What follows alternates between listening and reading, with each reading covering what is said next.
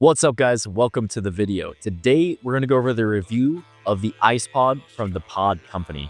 I'm going to give you the pros, I'm going to give you the cons. We'll talk about if I would recommend this product for you to use. I'm going to tell you some of the benefits and how to incorporate ice plunging and ice baths into your fitness routine if that's something you're looking to get into. So stay tuned because we're going to talk about everything that you need to know about the Ice Pod from the Pod Company.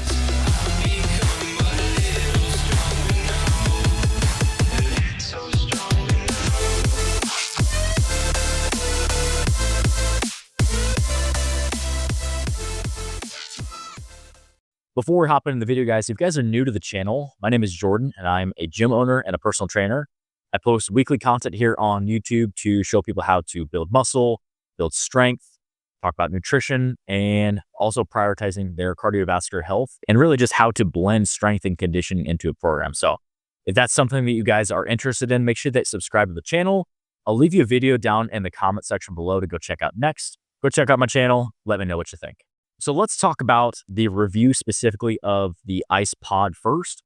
And then later on in the video, I'll tell you the protocol of cold therapy, how to incorporate it into your program if that's something you're looking to get into. So let's talk about the pros first on the Ice Pod specifically. So I've had it for a couple months, had the chance to consistently use it. And overall, it is very durable. It is insulated and it is really high quality. There's a lot of options on the market. Once you look at one, you're going to get Instagram ads and Facebook ads constantly for companies that are putting out products like this. And I think that the Pod Company does a really good job of creating a quality product, not just putting something out that is, going to be cheaper, but is not going to be super durable. So it's very well insulated and it's very well constructed. And in my personal opinion, I think that's going to last a long time. The context of where I have my Ice Pod, I live in Nebraska. So it's winter here. It's cold. I keep it outside under our deck, and overall it stays insulated, it stays very cold, and actually it stays frozen. So I do have to chip off the top layer of ice.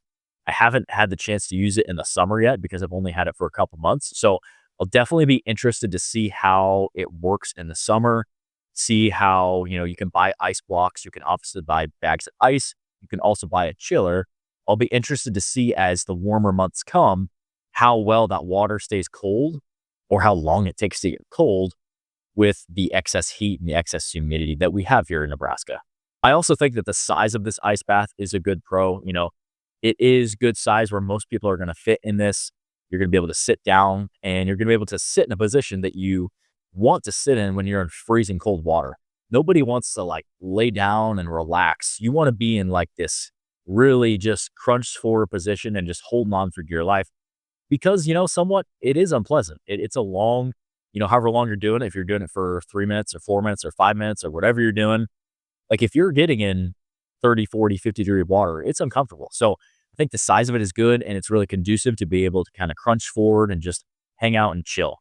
I think that most people are going to be able to fit in this. For example, I'm not a super tall guy. I'm 5'10", and I have no issues in this.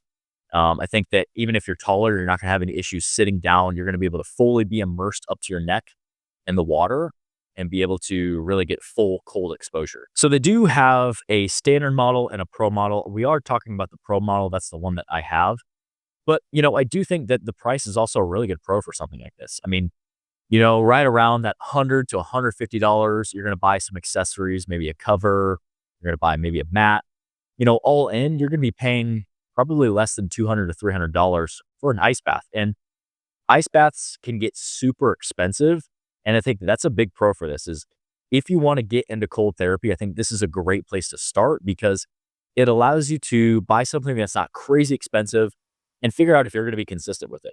Because there's no sense in buying something that you're not going to use. So if you spend 2, 3, 4, 5, 8, 10 grand on something that you're not going to use, what's the point? So I think the price is really a big pro to just see if this is something that you can do consistently and incorporate into your fitness routine.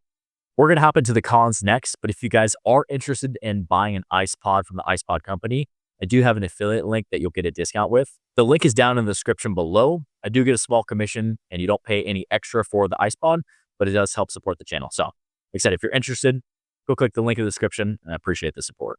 So the cons of the ice bath. First one off the bat, and this is if you opt for no chiller.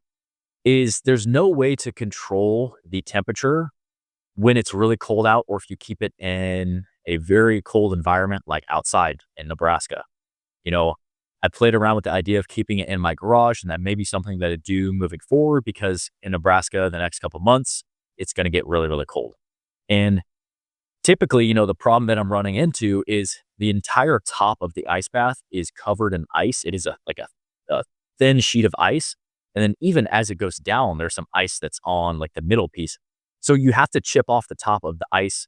And then kind of at the middle part, you have to chip off some ice too if you want to fully get into the ice bath and immerse yourself up to your neck. So that is a con.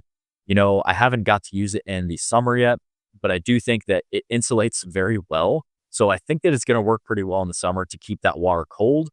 But just a con that I've already ran into off the top of the bat is if you're planning on keeping this outside and cold temperatures, be sure that you have a hammer or something to chip away at the top of the ice so that you can get into the ice bath. But, that also does keep it very cold and doesn't make you have to use any sort of ice or any sort of chiller to keep it cold in the winter. Another con that I would say is that, it inflates, but it does deflate pretty easily. I do have it out in the cold. It's not a really big deal, but, I'm typically having to inflate the ice bath every couple days. I'd venture out as far as to say that, it is deflating more because of the cold weather, but something before it even got cold, I did notice that it deflates pretty easy. You just have to make sure that you have the pump handy and you pump it up.